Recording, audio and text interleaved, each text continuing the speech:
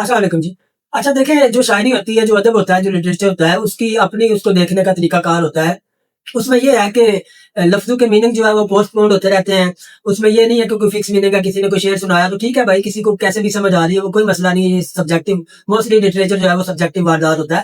ہاں، اگر آپ دوسری اس میں جو جانراز آتے ہیں ان کی بات کریں، فکشن کی آپ بات کر لیں، ڈرامہ کی بات کر لیں، وہاں سیاست کی بات ہوتی ہے، سماجی جو ایشوز ہیں اس کی بات ہوتی ہے، تو وہ تو ٹھیک ہے. لیکن جب آپ اپنی بات کو اس طرح سے پیش کرتے ہیں کہ یہ عرف آخر ہے، یہ بالکل بدیہی بات ہے، یہ بالکل جو ہے ایبسولوٹ ٹروتھ ہے، تو ظاہر سی بات ہے اس کے اوپر پھر ڈی کنسٹرکشنزم کا اطلاق ہوگا. اس میں یہ بات نہیں ہوگی کہ یہاں پہ رائٹر کی یہ مراد تھی، یہاں پہ رائٹر کی وہ مراد تھی.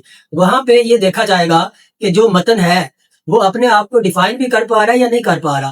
تو یہ باتیں اگر آپ سیکھ لیں نا، تو پھر جو ہے میرا خیال ہے گفتگو کرنا بھی آسان ہو جائے گا اور کچھ نئی چیزیں بھی سیکھنی آسان ہو جائے گی. اور اس بات کا بھی شکر ہے کہ کانٹ یا ہیگل یا رسل کے زمانے میں چیٹ جی پی ٹی نہیں تھا، ورنہ ہم اتنے بڑے فلسفے سے محروم رہ جاتے.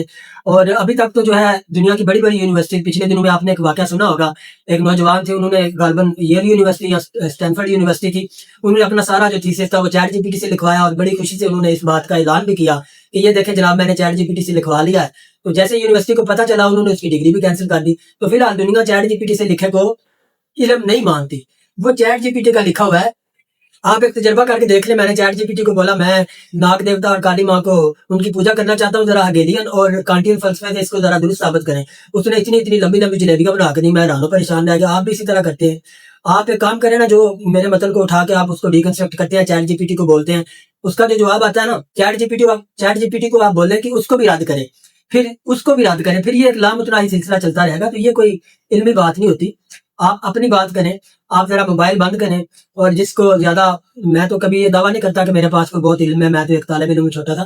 جس کو زیادہ اندر ابال اٹھ رہا ہے کہ بڑا اس کے پاس علم ہے، تو وہ آج لائیو گفتگو کر لے تاکہ لوگوں کو پتہ چلے میں کتنا بڑا جاہل ہوں اور آپ کتنے بڑے عالم ہیں. بلکہ پاکستان میں تو آپ جیسے علماء کی ضرورت ہے.